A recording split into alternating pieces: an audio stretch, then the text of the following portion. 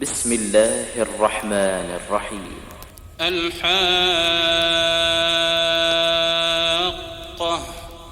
ما الحاقة وما أدراك ما الحاقة. كذبت ثمود وعاد بالقارعة. فأما ثمود فأهلكوا بالطاغية وأما عاد فأهلكوا بريح صرصر عاتية سخرها عليهم 7 ليال و8 أيام حسوما فترى القوم فيها صرعى كأنهم أعجاز نخل خاوية فهل ترى لهم من باقية. وجاء فرعون ومن قبله والمؤتفكات بالخاطئة فعصوا رسول ربهم فأخذهم أخذة رابية. إنا لما طغى الماء حملناكم في الجارية لنجعلها لكم تذكرة وتعيها أذن واعية.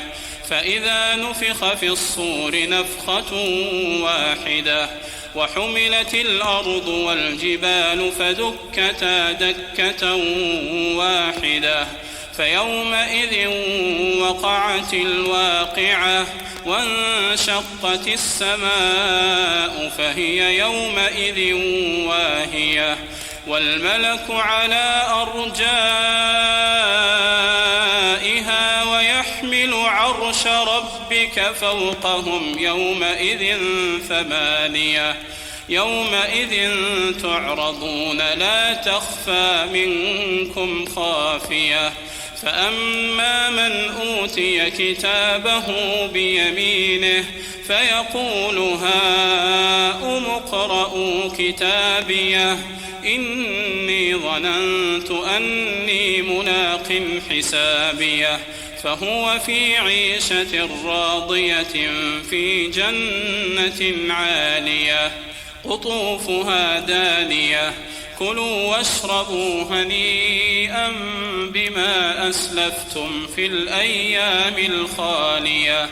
وأما من أوتي كتابه بشماله فيقول يا ليتني لم أوت كتابيه ولم أدر ما حسابيه يا ليتها كانت القاضية يا ليتها كانت القاضية ما أغنى عني ماليه هلك عني سلطانيه خذوه فغلوه ثم الجحيم صلوه ثم في سلسلة ذرعها 70 ذراعا فاسلكوه إنه كان لا يؤمن بالله العظيم ولا يحض على طعام المسكين فليس له اليوم هاهنا حميم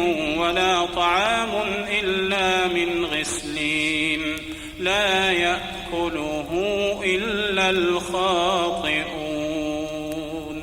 فلا أقسم بما تبصرون وما لا تبصرون إنه لقول رسول كريم وما هو بقول شاعر قليلا ما تؤمنون ولا بقول كاهن قليلا ما تذكرون تنزيل من رب العالمين. ولو تقول علينا بعض الأقاويل لأخذنا منه باليمين ثم لقطعنا منه الوتين فما منكم من أحد عنه حاجزين.